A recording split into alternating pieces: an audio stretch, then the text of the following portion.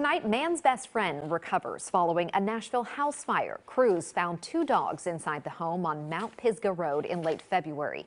One didn't make it, but the other survived. Erica Francis spoke to one of the men responsible for saving that dog's life. She joins us in the studio. Well, Haley, a couple of days ago, James Reinert, a Nashville EMT, received this picture of Maya, a female boxer that he worked to save a couple of weeks ago. Well, today we learned Maya is finally off oxygen and now fully recovered, all thanks to doggy CPR. Losing one dog is one too many, but saving another is so much better than none. Resuscitated dogs, this is the first one.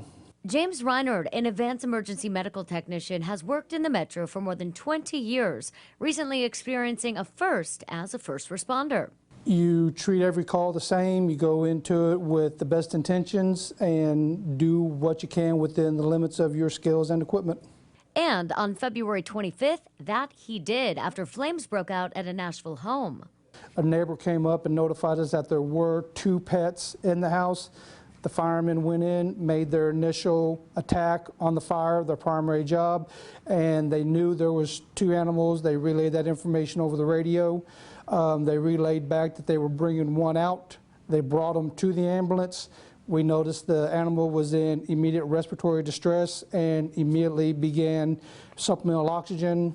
Using this pet oxygen mask, part of a recent donation. We simply hook it up to the hose, to the oxygen, and put this over their snout and encourage and stimulate the animal to breathe. Something the young dog Maya was struggling to do.